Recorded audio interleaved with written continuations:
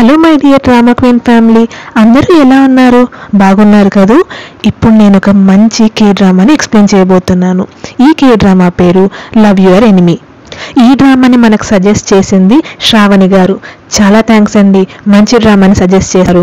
Love your enemy అనేది ఒక మంచి rom com genre K drama. ఇంకా లేట్ చేయకుండా మనం సిరీస్ ఎక్స్ప్లెనేషన్లోకి వెళ్ళిపోదాం.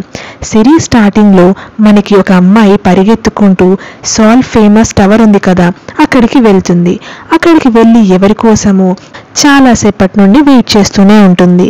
అంతలో ఉలిక్కిపడి ఈవిడ లేస్తుంది. తినే మన హీరోయిన్ అనమాట. తన పేరు యోన్జీవాన్. మనం యూన్జీ అని పిలుచుకుందాం. ఇందాక సీన్లో కనిపించిన ఆ అమ్మాయి ఎవరో కాదు, యూన్జీ చిన్నగున్నప్పుడు అనమాట. అంటే 18 సంవత్సరాల క్రితం తనే. అలా తన లైఫ్లో జరిగిన సిచ్యువేషనే కలలా రావడంతో ఉలిక్కిపడి లేస్తుంది. ఇంకా రెడీ అయి తను వర్క్ చేసే స్కూల్కే వెళ్తుంది. తను చదువుకున్న స్కూల్లోనే ఇప్పుడు మన హీరోయిన్ పీటీ టీచర్ లాగా వర్క్ చేస్తూ ఉంటుందన్నమాట. అలా తను స్కూల్కి వెళ్తున్నప్పుడు ప్రెజెంట్లో సిచ్యువేషన్, పాస్ట్లో తను స్కూల్కి ఎలా అయితే వెళ్ళలేదో ఆ సీన్ని మనకు చూపిస్తారు. కట్ చేస్తే సీన్ ఇప్పుడు స్కూల్ ఆఫీస్లో hi friends, welcome to drama queen channel అన్నమాట. ఆ స్కూల్ ఫౌండేషన్ మొత్తానికి చైర్మన్ ఇతనే. కొన్ని ఫినాన్షియల్ రీజన్స్ వలన అతను చైర్మన్ పదవి నుండి తప్పుకొని ఆ స్కూల్ ఫౌండేషన్ మొత్తాన్ని ఒక మంచి కంపెనీ చేతిలో పెట్టాలి అని అనుకుంటాడు. కానీ ఆ స్కూల్ని కొందామని అతను అనుకుంటున్న కంపెనీ మాత్రమే కాకుండా ఇంకొక కంపెనీ కూడా ముందుకు వస్తుంది. ఆ కంపెనీ ఏదో కాదు, సొక్బాన్ ఈఎన్సి. మన చైర్మన్కి సొక్బాన్ ఈఎన్సికి స్కూల్ని అప్పచెప్పడం అస్సలు ఇష్టం లేదు. ఎందుకు అనంటే దానికి ఒక పెద్ద కథ ఉంది. ఒకవేళ సొక్బాన్ కంపెనీకి స్కూల్ మొత్తాన్ని అప్పచెప్తే మాత్రం స్కూల్ని పట్టించుకోకుండా పక్కన పడేసి అక్కడ మొత్తం డిస్ట్రాయ్ చేసేసి ఒక గోల్ఫ్ కోర్స్ని కడతారు.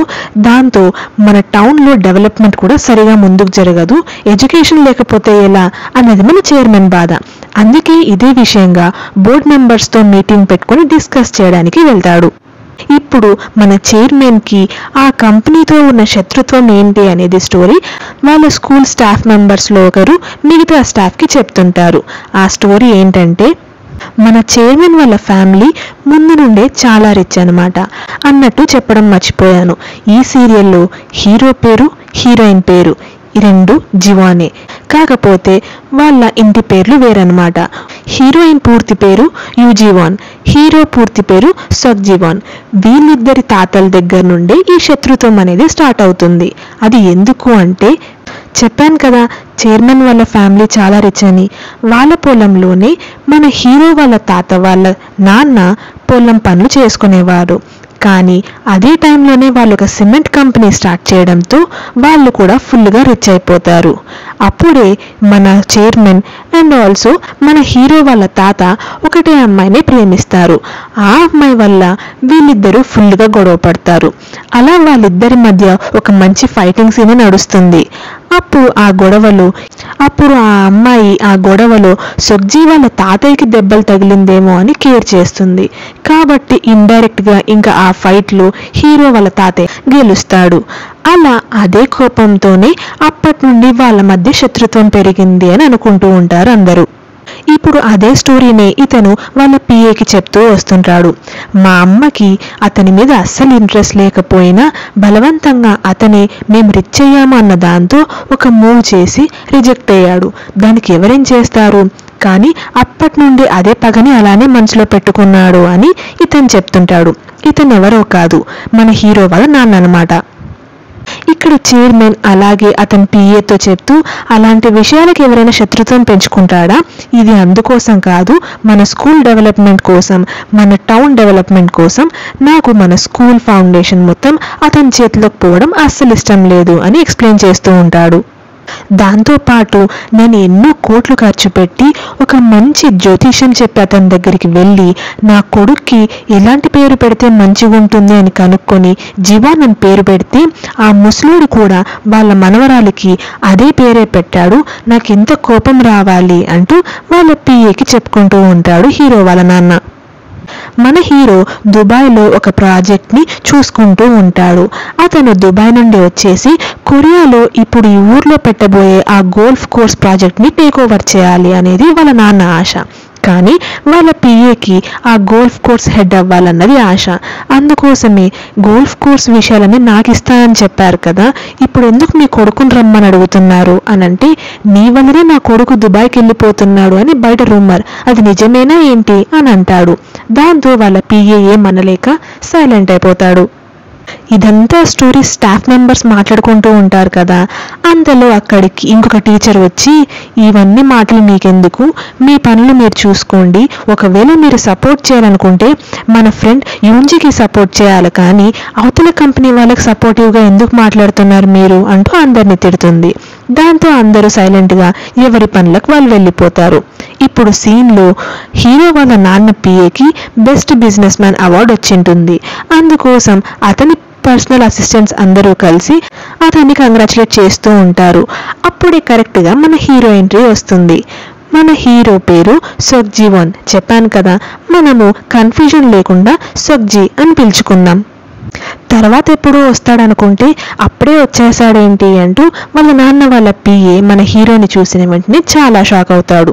వచ్చి రాగానే మన హీరో అతని మొహాన కొన్ని ఫోటోలు కొడతాడు. అందులో అతను చేసిన ఇల్లీగల్ పనులన్నీ ఉంటాయి. వాళ్ళ కంపెనీకి తెలియకుండా కన్స్ట్రక్షన్ విషయాలన్నిట్లో స్టీల్ని ఇల్లీగల్గా అమ్మేస్తుంటాడు. అలాంటి కొన్ని ఇల్లీగల్ పనులు చేసినవన్నిటిని ఫోటో తీసి ప్రూఫ్గా చూపిస్తాడు. కానీ వాళ్ళ పిఏ అందుకు భయపడకుండా, చేస్తే ఏం తప్ప, అందరూ చేసే పనులే కదా అంటూ ఎదురు మాట్లాడతాడు.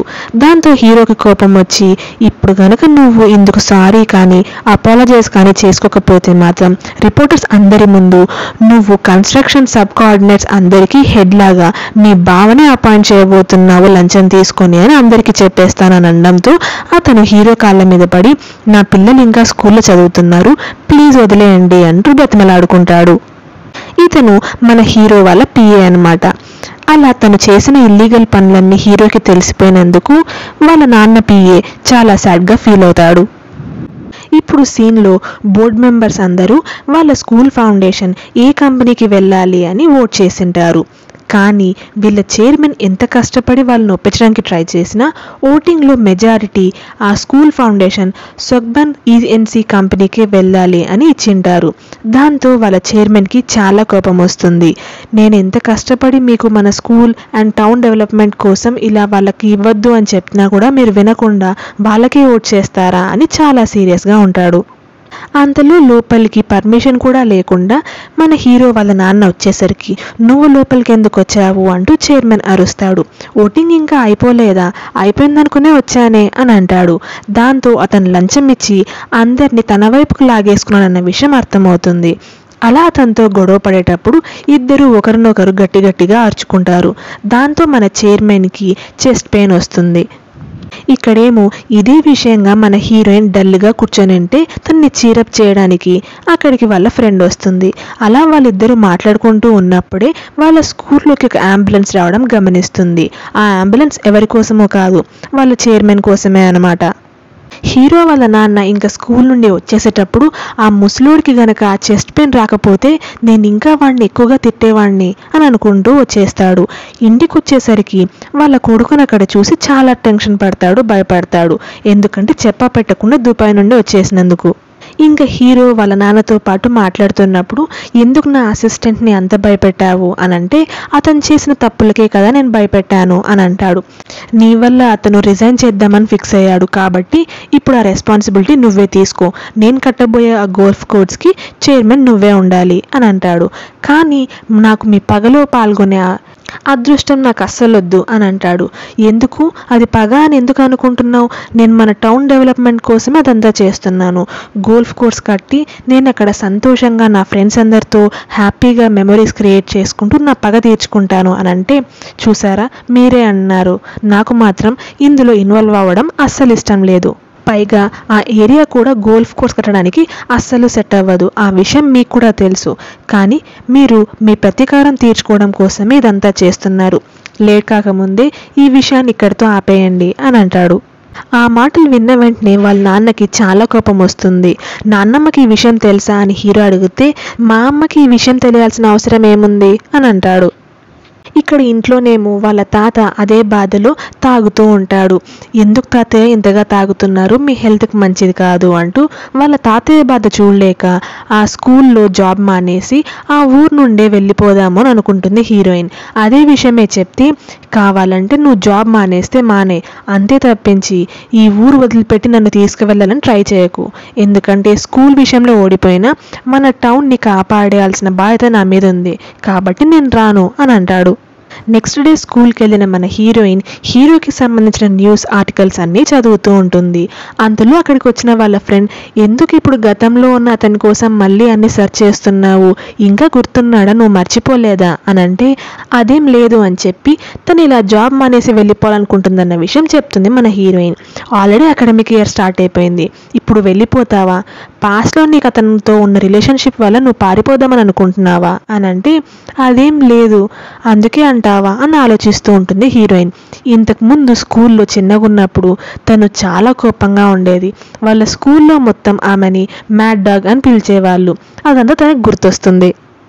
ఇప్పుడు సీన్లో మళ్ళీ హీరో వాళ్ళ నాన్న హీరో దగ్గరికి వచ్చి ఆ గోల్ఫ్ కోర్స్కి చైర్మన్ అవ్వమని చెప్తుంటే, నాకు అందుకు అస్సలు ఇంట్రెస్ట్ లేదు, నాకు ఇష్టం లేదు, నన్ను బలవంతం పెట్టకండి అంటూ అక్కడ నుండి వచ్చేస్తాడు. ఇక్కడేమో హీరోయిన్ వాళ్ళ ఫ్రెండ్ని కలిసి తన సిచ్యువేషన్ మొత్తం చెప్పాక, మీ ఇద్దరి బర్త్డే ఒకటి, పేరు ఒకటి, రీజన్ లేకుండా మీరిద్దరు శత్రువులయ్యారా అని అంటుంది.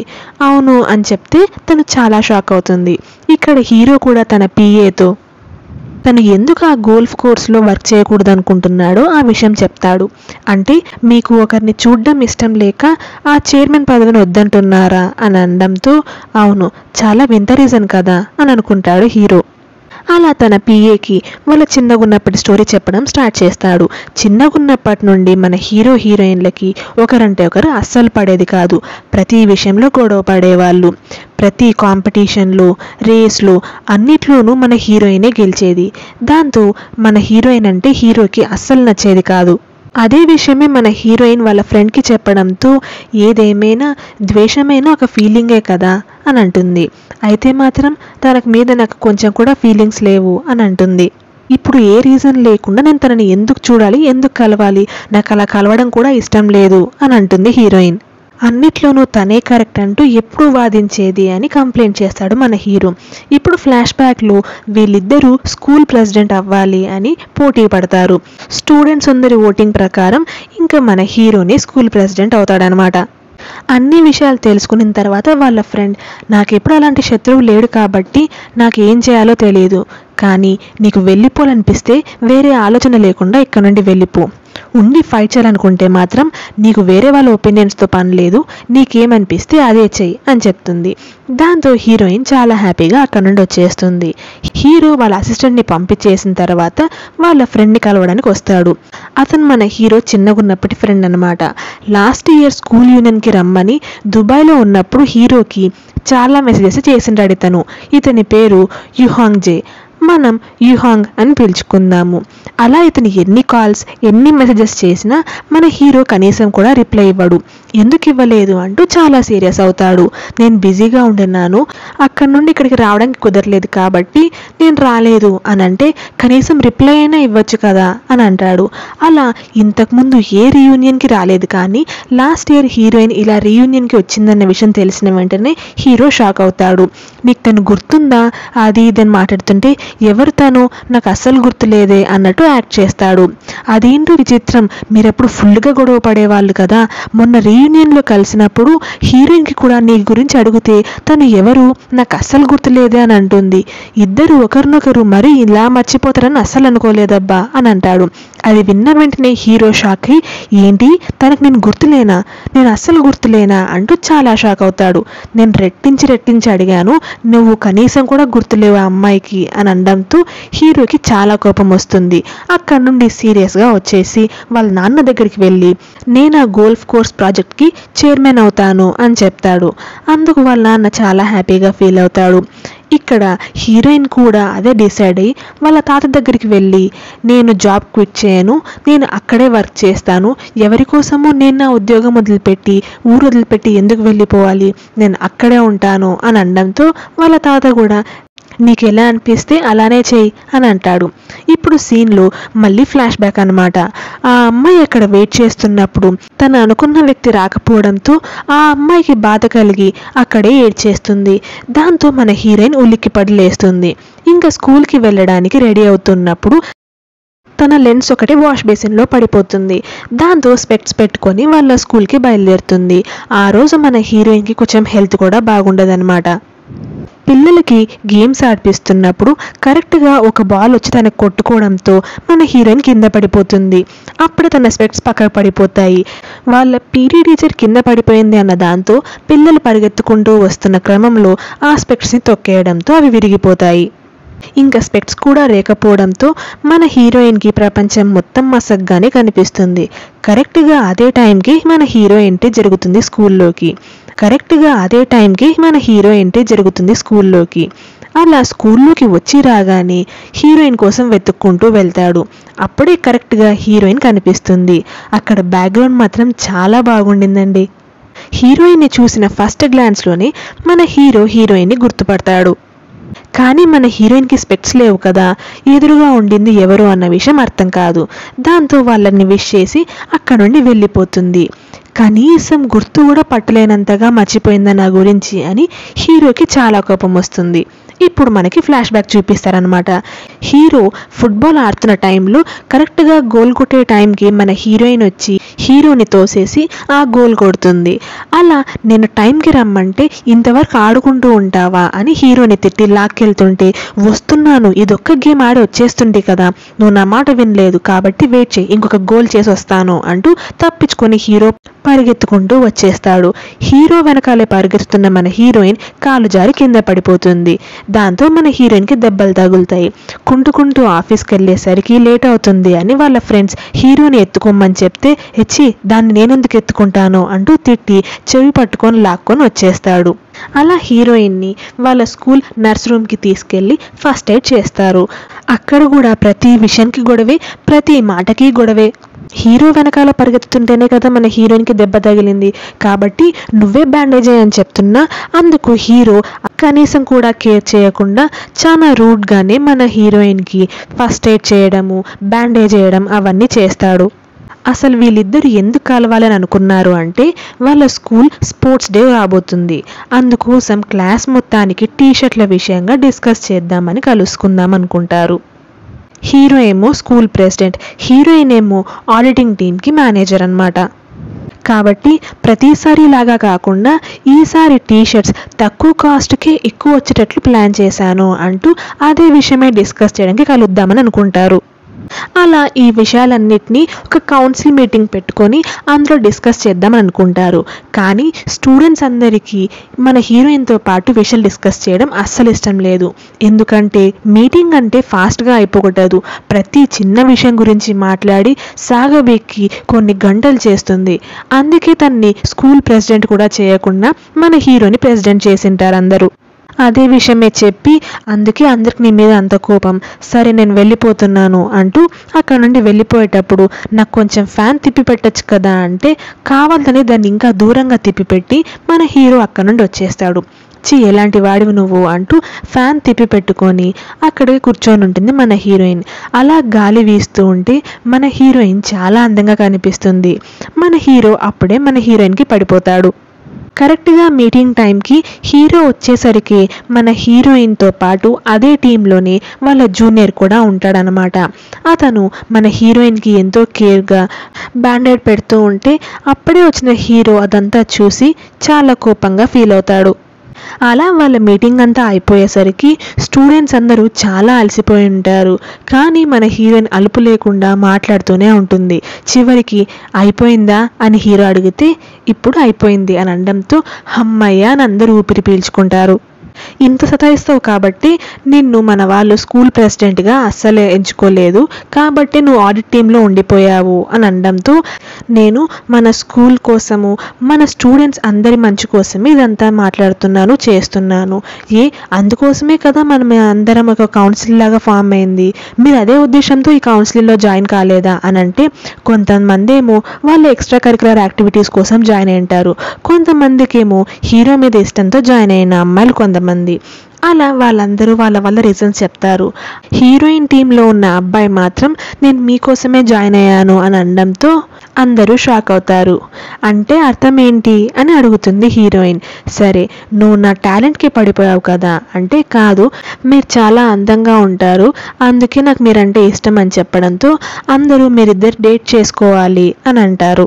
అదే విషయమే వాళ్ళ ఫ్రెండ్స్కి చెప్తూ ఉంటే 10 సార్లు ఆ విషయాన్ని విన్నందుకు మన హీరోకి విసుగు వచ్చేస్తుంది. ఇంటికి వచ్చిన మన హీరో అదే విషయం గురించి ఆలోచిస్తూ ఉంటాడు. నెక్స్ట్ డే హీరోయిన్ వాళ్ళ అసిస్టెంట్తో పాటు కలిసి పార్క్లో కూర్చొని మాట్లాడుతూ ఉంటుంది. ఎందుకు రమ్మన్నావు, ఇప్పుడు ఎందుకు మాట్లాడట్లేదు అని అడగడంతో, ఇలా మా అన్నయ్య సాల్లో చదువుతూ ఉంటాడు, నన్ను ఊరు చూపిస్తాను రమ్మంటున్నాడు, మీరు కూడా వస్తే బాగుంటుంది, వస్తారా అని అడుగుతుంటాడు. వీళ్ళిద్దరిని దూరం నుండి హీరో గమనిస్తూ ఉంటాడనమాట. ఇప్పుడు సీన్లో హీరోయిన్ వాళ్ళ ఫ్రెండ్స్ అందరితో పాటు కలిసి మాట్లాడుతూ ఉండేటప్పుడు అలా తను అడిగితే నేను రాను అని చెప్పేశాను అని అంటుంది. అవునా అని చాలా షాక్ అవుతారు. ఎందుకు, నీకు అతన్ని డేట్ చేయడం ఇష్టం లేదా, డేటింగ్ అంటేనే ఇంట్రెస్ట్ లేదా అని అన్న వెంటనే అక్కడే ఉన్న హీరో ఇంట్రెస్టింగ్గా వింటాడు. అదేం లేదు అని అన్న వెంటనే మన పక్కన క్లాస్లో ఉన్న ఒక అబ్బాయి కూడా మన యూంజీకి ఏమైనా బాయ్ ఫ్రెండ్ ఉన్నాడా అని కనుక్కోమని అడిగాడు అని అన్న వెంటనే అవునా, ఎవరతను అని అంటుంది యూంజీ. వెంటనే మన మిడ్ టర్మ్ ఎగ్జామ్స్ వస్తున్నాయి, అవన్నీ కాదని పక్కన పెట్టి ఎవరతను అంట, ముందు చదువు మీద కాన్సన్ట్రేట్ చేయి అని తిడతాడు హీరో. వెంటనే నీకు 6th ర్యాంక్ వచ్చింది లాస్ట్ టైం, నాకు 1st ర్యాంక్, 6th ర్యాంక్లో ఉన్న నువ్వు 1st ర్యాంక్లో ఉన్న నాకు చెప్పాల్సిన అవసరం లేదు అని అంటే, నేను ఒక్కసారే వచ్చాను, అంతకుముందు నేను 1st ర్యాంక్ వచ్చాను మర్చిపోయావా అని అంటాడు హీరో. కానీ నేను 2nd వచ్చాను తప్పించి ఎప్పుడు నీలా 6th అయితే పడిపోలేదు అని అంటుంది. దాంతో వాళ్ళిద్దరూ మళ్ళీ గొడవ మొదలు పెడతారు. సరే, అలా అయితే ఈసారి ఎగ్జామ్స్లో ఎవరు బాగా చదివి ఫస్ట్ వస్తారో చూద్దామా అని బెట్టింగ్ వేసుకుంటారు. ఒకవేళ హీరోయిన్ కనుక గెలిచిందనుకోండి, హీరో గ్రాడ్యుయేషన్ అయిపోయేంత వరకు హీరోయిన్ని అక్క అక్క అని పిలవాలి. అలా కాకుండా హీరో కనుక గెలిస్తే మాత్రం హీరోయిన్ని తనని డేట్ చేయమని చెప్తాడు. అది విన్న వెంటనే అందరూ షాక్ అయిపోతారు. అయినా అదేం బెట్ అని హీరోయిన్ అరుస్తుంది. నాకు నిన్ను అక్కని పిలవడం అలాగే ఇష్టం లేదు, కాబట్టి నువ్వు కూడా అంతే హేట్ చేసేది ఏదైనా పెట్టాలి కదా, అందుకే నువ్వు నన్ను డేట్ చేయాలని పెట్టాను అని అంటాడు. ఏ భయపడుతున్నావా, ఓడిపోతావని అని అనడంతో అదేం లేదు, సరే డీల్ అని ఒప్పుకుంటుంది. వాళ్ళ ఫ్రెండ్స్ అందరూ కూడా వాళ్ళ మీద బెట్టింగ్ కడతారు. ఇంకా వాళ్ళిద్దరూ చాలా కష్టపడి ఎగ్జామ్స్కి ప్రిపేర్ అవుతారు. ఎగ్జామ్స్ అయిపోతాయి, ఇంకా రిజల్ట్స్ వస్తాయన్నమాట. పరిగెత్తుకుంటూ వీళ్ళిద్దరూ చాలా ఎంతూతో రిజల్ట్స్ చూసుకోవడానికి వెళ్తాడు. చూస్తే మన హీరోయినే గెలుస్తుంది. హీరోకి తన చేతిలో ఉన్న ఛాన్స్ మిస్ అయిపోయినందుకు చాలా సాడ్గా ఫీల్ అవుతాడు. ఇంకా బస్సులో వచ్చేటప్పుడు కూడా తన ఫ్రెండ్తో పాటు మాట్లాడుతున్నా, ఇదే స్టేషన్లో దిగిపో, నాతో పాటు నేను నీతో కొంచెం మాట్లాడాలి అంటూ హీరోయిన్ని లాక్కొని వచ్చేస్తాడు. అలా వాళ్ళిద్దరూ పార్క్లో కూర్చొని మాట్లాడుకుంటూ ఉంటారు. ఇప్పుడు సీన్ ప్రెజెంట్లో అన్నమాట. మన హీరో అదే విషయమే ఆలోచించుకుంటూ ఉంటాడు. అంతలో స్కూల్ ప్రిన్సిపల్ వచ్చి మాట్లాడేస్తుంది. ఇక్కడ హీరోయిన్కి హెల్త్ బాగాలేదు కాబట్టి వాళ్ళ ఫ్రెండ్ వచ్చి ఎందుకు డాక్టర్ దగ్గరికి వెళ్ళామంటే అస్సలు వెళ్ళట్లేదు నువ్వు అంటూ అరుస్తుంది. నాకు ఉండేది ఒక్క ఫ్రీ పీరియడే, కొంచెం సేపు పడుకుంటాను, పీరియడ్ అయిపోయిన తర్వాత లేపు అని చెప్తుంది. దాంతో హీరోయిన్ నిద్రపోతే వాళ్ళ ఫ్రెండ్ అక్కడ నుండి వెళ్ళిపోతుంది. హీరోనేమో ఎందుకు హీరోయిన్కి నేను గుర్తులేను, తనకి ఏమైనా మతిమరుపు రోగం వచ్చిందా ఏంటి అని ఆలోచిస్తూ ఉండంగానే ఇంతకుముందు చైర్మన్ వాళ్ళ అసిస్టెంట్ వస్తాడు. అతనితో స్కూల్కి సంబంధించిన డీటెయిల్స్ అన్ని కనుక్కున్న తర్వాత స్టాఫ్ అందరూ ఎక్కడున్నారు, నేను వాళ్ళని కలవాలనుకుంటున్నాను అని చెప్తే రేపు పొద్దున అసెంబ్లీలో అందరూ ఉంటారు అని చెప్తాడు. ఇంకా అక్కడ నుండి బయలుదేరేటప్పుడు స్టాఫ్ రూమ్లో యూంజీ ప్లేస్ ఎక్కడా అని చూసుకుంటాడు. బయట గ్రౌండ్లో పిల్లలు లేరు కాబట్టి ఇప్పుడు యూంజీకి ఫ్రీ టైమే అని అర్థమయ్యి వెళ్ళిపోయేటప్పుడు యూంజీని కలవాలన్న దాంతో స్టాఫ్ రూమ్లోకి వెళ్తాడు. ఇక్కడేమో యూంజీ నిద్రపోయి ఉంటుంది కదా, తనకు మళ్ళీ అదే కలనే వస్తుంది. అలా తను ఆ సోల్ టవర్ దగ్గర వెయిట్ చేస్తూ ఉన్నప్పుడు అక్కడికి ఒక అతను వస్తాడు. అతను ఎవరో కాదు, మన హీరోనే అన్నమాట. హీరోని చూసిన వెంటనే హీరోయిన్ అతని బుగ్గను పట్టుకుంటుంది. అలా ఇప్పుడు హీరోయిన్ని హీరో వాళ్ళ అసిస్టెంట్ లేపి మిమ్మల్ని కలవడానికి చైర్మన్ వచ్చాడు అని చెప్తాడు. దాంతో ఎదురుగా ఉన్న చైర్మన్ని సరిగా గుర్తుపట్టలేకపోయినా స్పెక్ట్స్ లేనందుకు కళ్ళలో వచ్చిన హీరోనే అనుకొని అలానే చెంపని పట్టుకుంటుంది. కానీ వెంటనే అక్కడ ఉండేది హీరోనే అని గుర్తు రావడంతో గట్టిగా గిచ్చేస్తుంది. అలా గట్టిగా అరుస్తాడు మన హీరో. దాంతో మన ఎపిసోడ్ 1 అయిపోతుంది. తరతరాల నాటి శత్రుత్వం ప్రేమలోకి ఎలా మారబోతుందనేది మనం నెక్స్ట్ ఎపిసోడ్స్లో చూద్దాం. Thanks for watching. మీకు మా వీడియో నచ్చినట్లయితే ప్లీజ్ మా ఛానల్ని సబ్స్క్రైబ్ చేయండి. Thank you.